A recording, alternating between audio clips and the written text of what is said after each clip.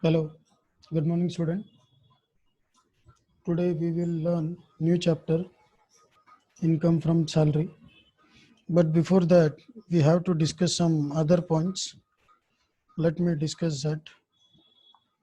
Okay, there was a third chapter, actually only headings, heads of income. In these heads of incomes, we have 5 different types of heads of incomes. 5 different types. That is income from salary. Second one, income from house property. And third one, income from, this one is important chapter. First and third chapter is very important. 1 2 3, chapter number 1 2 3 is very important. Income from business or profession. Income from business or profession. Fourth chapter is also, I mean to say all the chapters are important, but few chapters are very important as they are coming for 100% sure. But we'll see what the government university decides for your exam. Okay, income from, fourth head, income from capital gain. I'm writing income from, the name may be some other in case of they have changed. Capital gain, because capital gain only the name, but income from whatever capital gain, that is a head, main head. Just a second. And last one is income from other sources. In each and every point I have written income, because if there is no income, no tax. Getting my point? No income, no tax. इसका मतलब अगर income नहीं है तो tax नहीं है. जैसे कि अभी आप लोग इनकम नहीं कमा रहे हो, आपसे कोई टैक्स थोड़े ही ले रहे हैं. तो this was the one of the basic example. So for that matter I have written income in each and every point. Okay, otherwise no need to write income. Directly we can say salary, house property, business or profession, capital gain, other source. These 5 types of heads are there. For your exam point of view, I can say that basics and some detail about that basics. These all chapters are common for all levels of examinations. Okay, but the points are covered here is basics. Basics means what is important at the introduction level. जैसे कि आप लोग के लिए पहली बार ये chapter, ये subject ही आया है, तो हर चैप्टर में आपको इंट्रोडक्शन लेवल के हिसाब से ही दिया गया है. मतलब हर चैप्टर का आपको 50 to 60% जानकारी मिल जाएंगे, बट रिमेनिंग 40% अगर आप लोग जैसे प्रोफेशनल एग्जाम्स की ओर बढ़ोगे तो आपको देखने में, आप पढ़ने के लिए मिल जाएगा. ओके, तो ये जो आपका टी.वाई है, ये टी.वाई में हम लोग सिर्फ क्या कवर करने वाले हैं, हम लोग बेसिक्स कवर करने वाले हैं. बेसिक्स इन द सेंस उतना भी बेसिक नहीं है, जैसे कि as I said near about 60% of the portion, 60% which is not less, what I can say to you. 60% मतलब लगभग अच्छा खासा पोर्शन कवर हो जाता है. ठीक है, तो हम लोग शुरू करेंगे पहले हेडिंग से. इनकम फ्रॉम, आप सैलरी बोल लो या चैप्टर का नाम सैलरी बोल लो. ये चैप्टर से शुरू करेंगे. ठीक है, वेरी इंपॉर्टेंट, क्योंकि ये चैप्टर से 100% क्वेश्चन आता है, तो काफ़ी ज़्यादा इंपॉर्टेंट है. फर्स्ट 3 से 100% क्वेश्चन आता है, तो नो डाउट आपको पढ़ना ही है. तो ये चैप्टर के बारे में आज थोड़ा डिस्कस करेंगे हम लोग। Okay, as the name you can see that income from salary.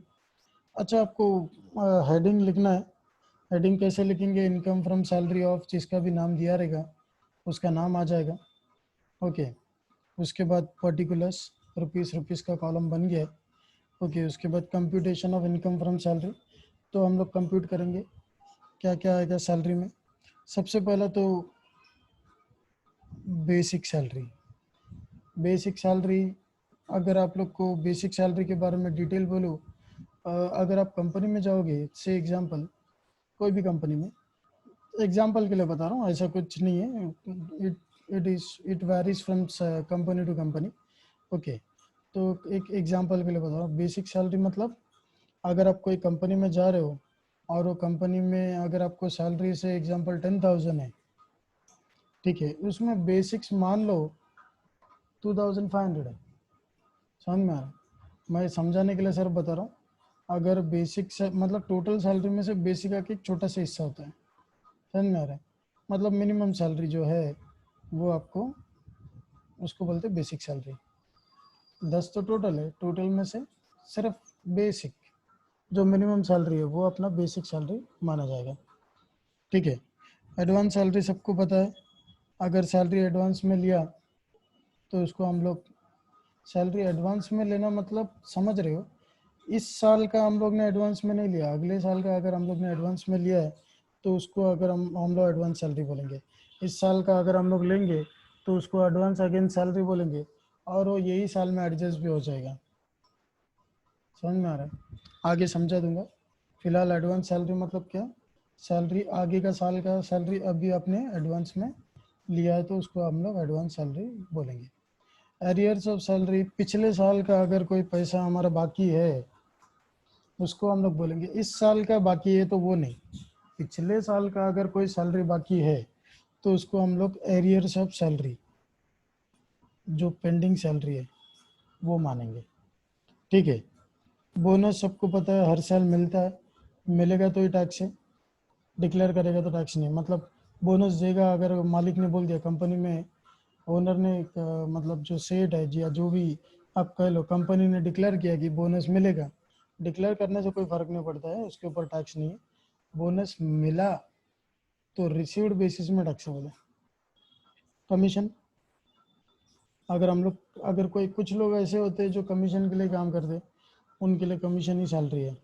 तो कमीशन को सैलरी कब मानेंगे? जब हम लोग इतना सेल करेंगे तो इतना कमीशन मिलेगा अगर बोल रहा है, तो वो टाइप का जो जो भी इनकम है उस कमीशन को हम लोग क्या मानेंगे? सैलरी मानेंगे।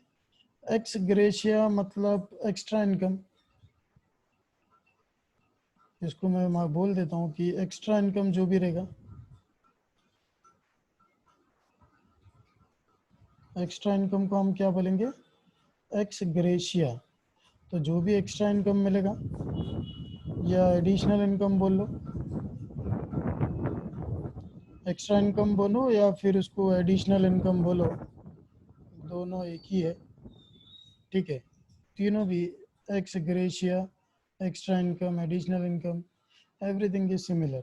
ओके, उसके बाद DA, dearness allowance. Dearness allowance तो काफ़ी सारे होते हैं, बट मैं आपको एक एग्जांपल देता हूँ। डियरनेस अलावेंस उसलिए दिया जाता है कि जैसे हर साल महंगाई बढ़ता है तो उसको एडजस्ट करने के लिए लोगों का सैलरी भी बढ़ाया जाता है, तो वो, उसको हम लोग डियरनेस अलावेंस मानेंगे। समझ में? तो डियरनेस अलावेंस मतलब, हाँ, डियरनेस अलावेंस मतलब क्या, याद क्या रखना है? महंगाई को एडजस्ट करना, मतलब इन्फ्लेशन को एडजस्ट करने के, हर साल जैसा जैसा इन्फ्लेशन बढ़ेगा, इन्फ्लेशन को कंट्रोल में लाने या फिर अपने आप को सर्वाइवल स्टेज में लाने, हम लोग क्या करते हैं? सैलरी बढ़ा के मांगते हैं, तो वो लोग क्या करते हैं? महंगाई बढ़ने से ये भी आ जाता है। तो डियरनेस अलावेंस महंगाई बढ़ने पे, या हर साल महंगाई जैसे बढ़ता है तो उसके साथ ये भी बढ़ते आता है सैलरी में, इसको भी थोड़ा बढ़ा के देते हैं, मतलब ये सैलरी का हिस्सा है। ठीक है, बाद में ट्रैवलिंग अलाउंस, सबको पता है ट्रैवलिंग अलाउंस क्या होता है। जो भी लोग काम करते हैं, अगर उनको किधर बाहर जाने का मौका मिला तो जाने आने के लिए ट्रैवलिंग एक्सपेंस कंपनी देती है, तो कंपनी जो ट्रैवलिंग एक्सपेंस देती है वो टैक्सेबल है। उसको सैलरी मानेंगे, सैलरी में इंक्लूड किया जाएगा। बट एग्जाम्शन भी मिलेगा, ये हम लोग बाद में पढ़ेंगे। फिलहाल इतना याद रखना, एग्जाम्शन मतलब उतना उनको माइनस करने का है। सही एग्जाम्पल के लिए मैं बता रहा हूँ, एग्जाम्शन कुछ और नहीं है। फिलहाल इसके ऊपर क्या किया है, टैक्स नहीं लगाना है, इतने हद तक टैक्स नहीं लगाना है ऐसा बोला है। समझ में आ रहा है? एग्जाम्शन, एग्जाम्शन मतलब अभी इतने अमाउंट पे टैक्स नहीं लगाना है। तो वो कितना अमाउंट है ऐसा पूछेगा तो वो हम लोग आगे पढ़ने वाले हैं। फिलहाल इतना याद रखना, ट्रैवलिंग एक्सपेंस कब मिलता है, जब कंपनी हम लोग को किधर बाहर भेजती है, हमको ट्रैवल करने के लिए जो कंपनी खर्चा उठाती है, तो उसको भी हमारा सैलरी ही माना जाता है, क्योंकि हमारे बेनिफिट के लिए जो भी करेंगी कंपनी, सब सैलरी चाहिए। इन शॉर्ट मैंने क्या बोला, हमारे बेनिफिट के लिए कंपनी जो भी करती है सारे के सारे सैलरी ही होते हैं।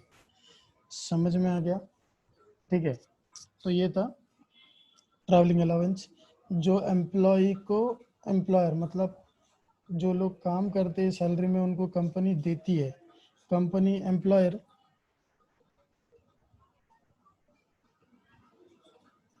कंपनी को क्या बोलेंगे हम लोग,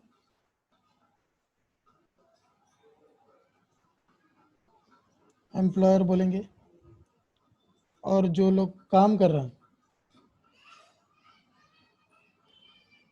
जो लोग काम कर रहे हैं उसको बोलेंगे एम्प्लॉय।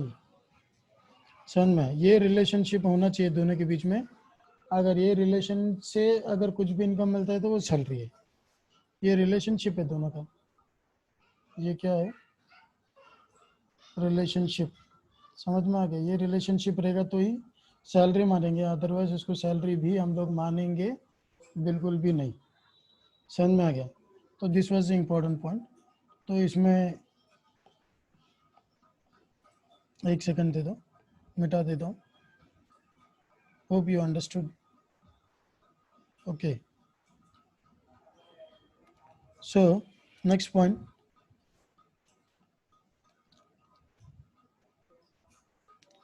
Convince expenses. ये हम लोग शहर के अंदर ही किधर हमको काम दे दिया जाने आने का, तो हमको कन्वेंस एक्सपेंस मिल सकता है। कन्वेंस एक्सपेंस जैसे कि बोलो घर से ऑफिस, ऑफिस से घर जाने के लिए भी अगर पैसा हमारे हम लोग के लिए खर्चा कर रहे हैं तो उसको भी कन्वेंस एक्सपेंस बोलेंगे। समझ में? कभी कभी होता है ना कि आप आने जाने का, जैसे कि एम्प्लॉय कोई सीएसटी में काम कर रहा है, रहता है कल्याण में या ठाणे में, उसको पास का खर्चा कंपनी उठा रही है, तो पास का खर्चा क्या, आने जाने का खर्चा है ना, कन्वेंस एक्सपेंस बोलेंगे या कन्वेंस अलाउंस बोलेंगे। और उसके बाद एग्जाम्शन भी दिया है, एग्जाम्शन हम लोग बाद में पढ़ेंगे। ठीक है, अभी कन्वेंस अलाउंस अभी के लिए समझ के लेना क्या होता है। समझ में? ऊपर वाला ट्रैवलिंग, जो आउट ऑफ स्टेट ट्रैवल करेंगे, कन्वेंस घर से ऑफिस, ऑफिस से घर जो ट्रैवल करेंगे वो खर्चे को भी सैलरी ही मानेंगे। बाद में हाउस रेंट अलाउंस, इसके बारे में डिटेल बाद में पढ़ेंगे, अभी फिलहाल इतना याद रखेंगे। हाउस रेंट अलाउंस मतलब अगर जो लोग घर पे घर भाड़े पे लेके रहते हैं उनको कंपनी ये अलाउंस देता है, जो नहीं रहते उनको भी देता है, ऐसा नहीं है। लेकिन एग्जाम्शन किसको मिलेगा पूछेगा तो जो लोग एक्चुअली रेंट पे घर पे रहते हैं उनको एग्जाम्शन मिलेगा। जो लोग खुद का घर पे रहते हैं लेकिन भी अच्छा रहे, हाउस रेंट अलाउंस मिल रहा है, तो उनको टैक्स भरने पड़ेंगे, एग्जाम्शन नहीं मिलेगा। समझ में? एंटरटेनमेंट अलाउंस, एंटरटेनमेंट अलाउंस फिलहाल इतना ही मैं बोलूँगा। जो लोग बाहर से आते हैं कंपनी में, उनको एंटरटेन करने के लिए जो लोग बैठे रहते हैं उनको हम लोग क्या बोलेंगे, एंटरटेनमेंट अलाउंस बोलेंगे। जैसे कि जो रिसेप्शनिस्ट होती है, जो रिसेप्शन में बैठती है, ध्यान देती है, जो भी लोग आते हैं उनको एंटरटेन करती है, मतलब अटेंड करती है, उसको भी एंटरटेनमेंट अलाउंस बोलेंगे। मतलब जो भी कंपनी में आते हैं उनको देखना, उनका मेहमान नवाजी करना, इसको एंटरटेनमेंट अलाउंस बोलेंगे। ठीक है, और भी बहुत सारे पॉइंट है इसके अंदर, लेटर ऑन में डिस्कस। फिलहाल अभी हम लोग सब एक एक शॉर्ट में मीनिंग देख लेते हैं, आज आगे हम लोग डिस्कस करेंगे। Okay, next point, over time allowance. सबको मालूम है टाइम से बढ़ के अगर हम लोग ज़्यादा काम करेंगे तो हमको क्या करना पड़ेगा, ओवर टाइम का पैसा मिलेगा, उसको ओवर टाइम अलाउंस बोलते हैं। ओके, लंच अलाउंस, अगर कंपनी हमको खाना भी देती है फ्री में, तो उसको जितना भी खर्चा हमारा खाने पे हो रहा है उसको भी क्या करेंगे वो लोग, लंच अलाउंस मतलब वो भी सैलरी में ऐड कर लेते हैं।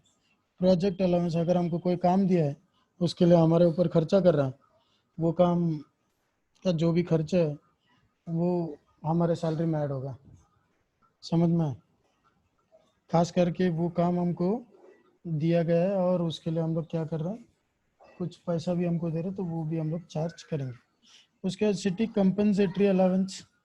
City compensatory allowance kind of travelling और कन्वेंस, वो टाइप के अलाउंस है, 100% टैक्सेबल है। ये अलाउंसेस की लिस्ट अलग है, मैं वो भी समझाऊंगा अलग से, तभी हम लोग थोड़ा डिटेल में पढ़ेंगे। मेडिकल अलाउंस सबको पता है, तबीयत खराब होने पे जो खर्चा होता है वो अलाउंस है। इसके बारे में भी हम लोग डिटेल पढ़ेंगे, हर एक के बारे में डिटेल हम लोग देखेंगे। अभी फ़िलहाल ऊपर ऊपर से देख लेते हैं कि क्या क्या पॉइंट्स है। एजुकेशन अलाउंस जो कंपनी देती है, ये सारे कंपनी देती है, मतलब ऐसा नहीं है कि हर कंपनी देती है, बट जो भी कंपनी दे रही है ये अगर टाइप का अलाउंसेस दे रही है तो टैक्स भरना है या नहीं भरना है पूछिएगा तो सारे के सारे टैक्सेबल है। कुछ कुछ में एग्जाम्पशन है, वो एग्जाम्पशन हम लोग बाद में समझेंगे। ठीक है, एजुकेशन अलाउंस भी कंपनी देती है, एग्जाम्पशन हम लोग बाद में देखेंगे और समझेंगे क्या इसके बारे में हमको सीखना है। ठीक है, और कोई अलाउंसेस है तो वो भी टैक्सेबल है, जिसके ऊपर टैक्स भरना है, किसके ऊपर नहीं भरना है वो भी लिस्ट देखेंगे। Employer contribution to provident fund, अगर पीएफ हमारा अकाउंट से अगर कटता है तो पैसा कंपनी की तरफ से भी उतना ही कटता है, मैक्सिमम यही होता है। से एग्जांपल 10,000 में से हमारा 1,000 रुपये डिडक्ट होता है, तो कंपनी भी कंपनी की तरफ से हमारे खाते में 1,000 रुपये जमा करते हैं। लेकिन इधर एग्जाम्पशन की बात किया, एग्जाम्पशन 12% है, बाद में समझेंगे। फिलहाल इतना याद रखना है, 12% एग्जाम्प्ट होता है, जो भी सैलरी है उसका 12% क्या है, एग्जाम्प्ट होता है। बाद में interest credited to provident fund, तो ये जो एम्प्लॉयर ने पैसा जमा किया है हमारे खाते में हमारे लिए, उसके ऊपर अगर 9.5% तक इंटरेस्ट मिल रहा है तो एग्जाम्पशन मिलेगा। हमारे खाते में जो पीएफ जमा किया है हमारे सैलरी के 12% तक एग्जाम्प्ट है, उसके ऊपर जाएगा तो टैक्सेबल है। ग्रेच्युटी, मान लो एक लमसम अमाउंट हमको मिलता है, उसको ग्रेच्युटी बोलते हैं। पहले अगर जो ईमानदारी से काम करते थे रिटायर होंगे तो थोड़ा पैसा देते थे ना अपनी तरफ से, खुशी से रख लो, कुछ वो टाइप का पैसा है ग्रेच्युटी। जब कंपनी हम लोग छोड़ के जा रहे हैं तो हमको क्या मिलता है, ग्रेच्युटी मिलता है। जब सर्विस में रहते तभी मिलता है, ऐसा नहीं है, बट मैं बात कर रहा हूँ जब रिटायरमेंट हो जाता है, रिटायर होने पे जो ग्रेच्युटी मिलता है। ठीक है, तो ये इम्पोर्टेंट है। तो ग्रेच्युटी क्या है, जब हम लोग रिटायर होते हैं तब मिलता है, इसके बारे में डिटेल्ड स्टडी करेंगे।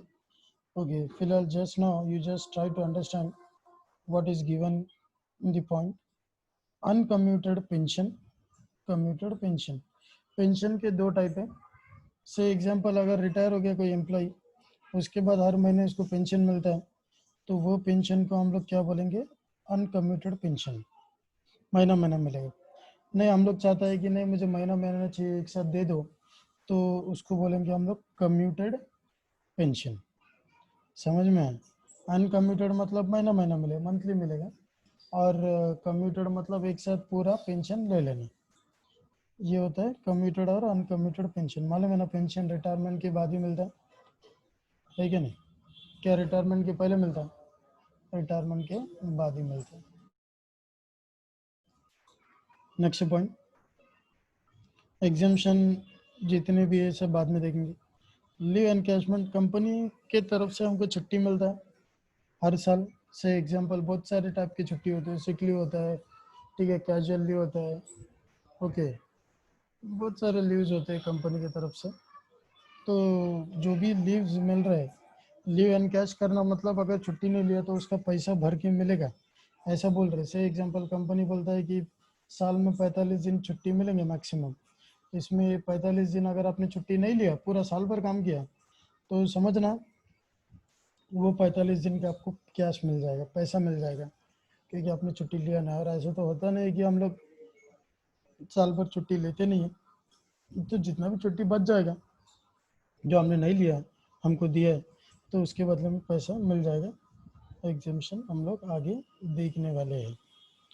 वॉलंटरी रिटायरमेंट कंपनसेशन, तो वॉलंटरी रिटायरमेंट कंपनसेशन सबको मालूम है, वीआरएस सबको मालूम है, वॉलंटरी रिटायरमेंट स्कीम।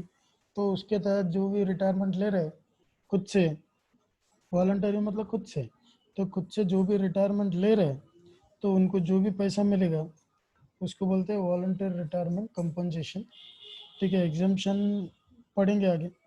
ठीक है, देखते हैं एग्जाम्शन आगे। परक्यूजिट्स, परक्यूजिट्स मतलब सैलरी, कुछ भी एडिशनल बेनिफिट कंपनी से मिलता है, कंपनी से, या मैं बोलूँगा एम्प्लॉयर जो हमारा मालिक रहेगा उससे जो भी हमको अदर देन ये जो नाम ऊपर दिया हम लोग ने, उसके अलावा कुछ भी बेनिफिट मिलता है हमको, वो सारे सैलरी हैं। तो इसमें क्या आता है ये डिटेल आगे पढ़ने वाले हैं। मैं ऐसा मत सोचो कि आगे पढ़ने वाले कब पढ़ेंगे, सब बहुत सारे पॉइंट्स है जो मैं सिर्फ अभी रीड कर रहा हूँ, अभी इसको सब समझना है, आगे डिटेल में इसके बारे में हमको सीखना है। तो ये हम लोग का पहला लेक्चर है करके मैं आपको क्या बोल रहा हूँ, खाली क्या क्या पॉइंट्स है और उसके क्या शॉर्ट मीनिंग्स है ये समझ लेना, आगे तो हमको सीखना ही है, तभी हम लोग सीखेंगे। Profit in leave of salary, मतलब सैलरी के बदले में प्रॉफिट में से कुछ हिस्सा देना।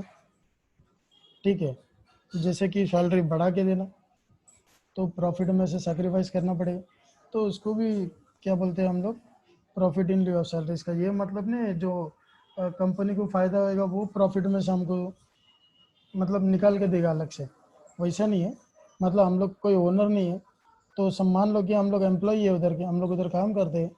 ठीक है, तो हमको क्या करेगा, जो कंपनी प्रॉफिट फ्यूचर में कमाने वाली है उसमें से प्रॉफिट हमारे मतलब उसमें से जो कमाने वाली है वो इनकम में से हमारे साथ शेयर करेगा। मतलब हमको सैलरी बढ़ा के दे रहे, मतलब कंपनी का जो फ्यूचर प्रॉफिट है उसमें से दे रहे, ठीक है ना, तो उसको बोलते हैं प्रॉफिट इन लिeu ऑफ सैलरी।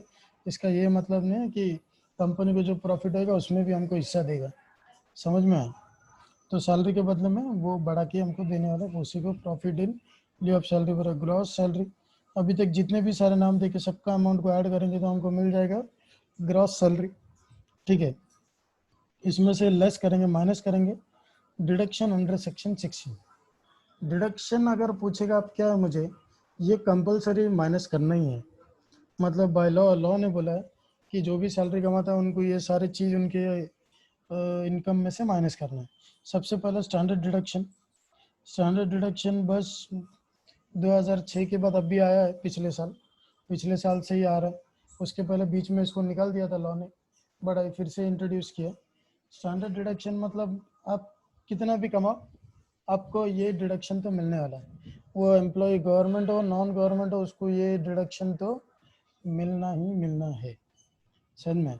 तो स्टैंडर्ड डिडक्शन 50,000 तक 2019 में चेंज हुआ, 2019 मार्च या अप्रैल तक भी 40,000 था, अभी 50,000 कर दिया, 50,000 तक डिडक्शन मिल जाएगा।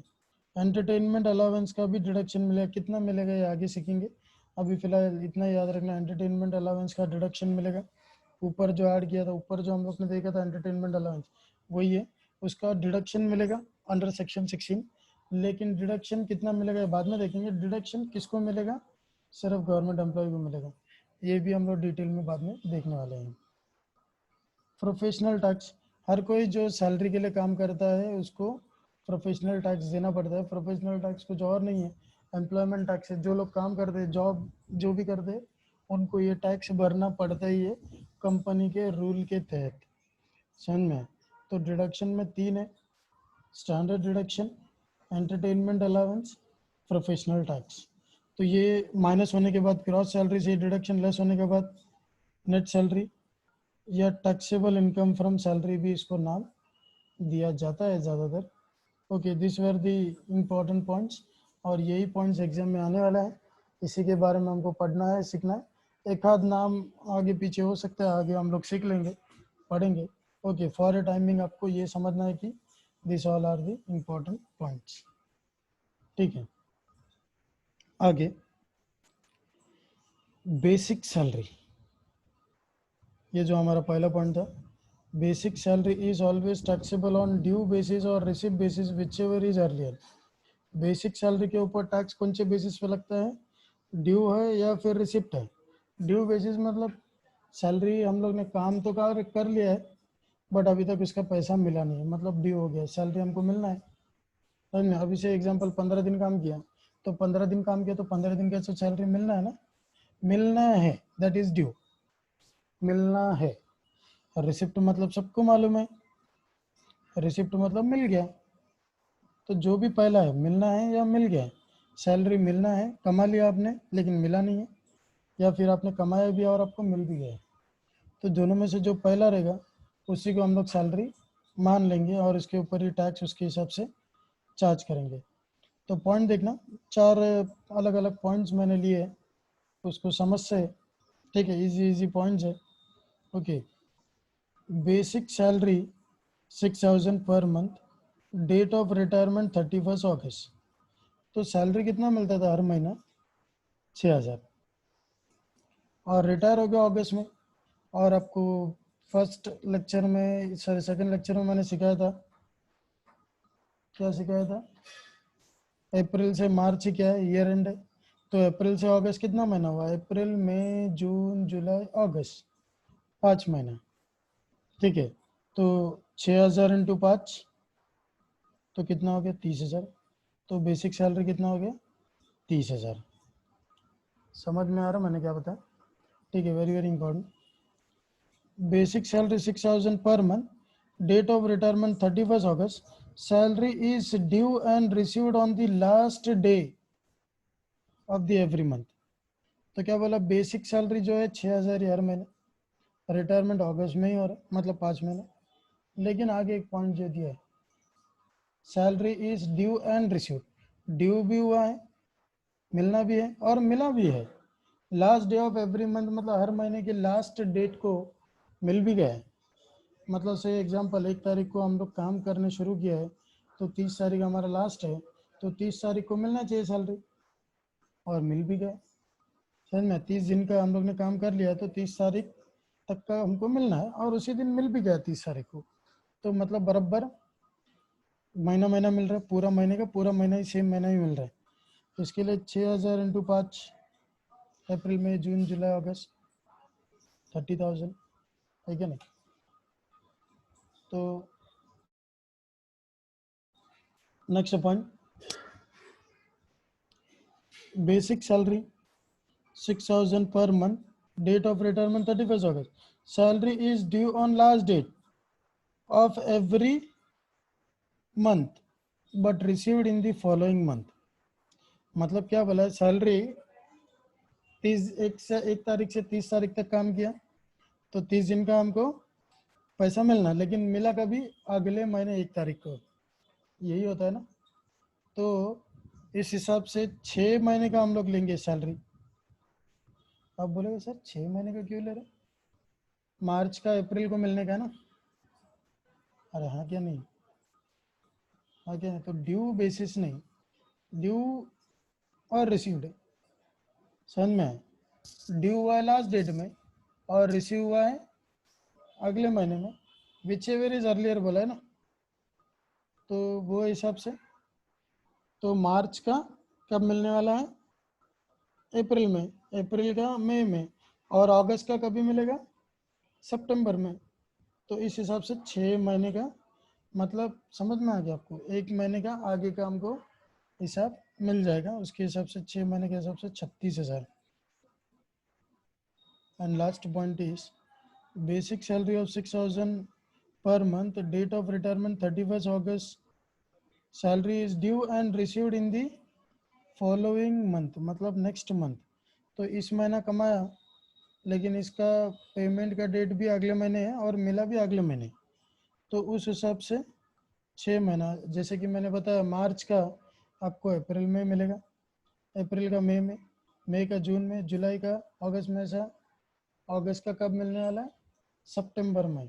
तो हम लोग मार्च से अगस्त पकड़ेंगे तो 6 महीना, तो वो 6 महीने के हिसाब से लेंगे।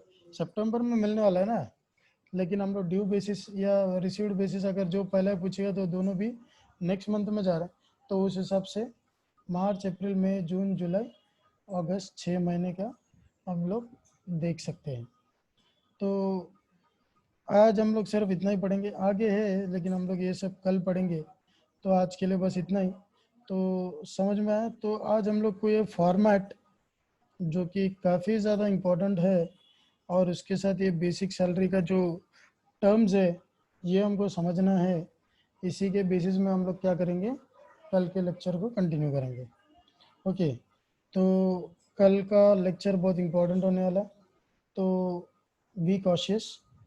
ठीक है, तो आज के लिए इतना ही। पहला दिन है तो मतलब ये चैप्टर का पहला दिन है, तो काफ़ी आगे बढ़ेंगे हम लोग कल। ठीक है, बस आज के लिए इतना ही, कल मिलते हैं। ओके, तब तक के लिए सब कुछ, चलो goodbye. Be present in all the lectures, otherwise you won't understand what is going on. Okay, हर एक लेक्चर में प्रेजेंट रहना कंपलसरी है, नहीं तो समझ में नहीं आएगा। ओके, चलो बाय।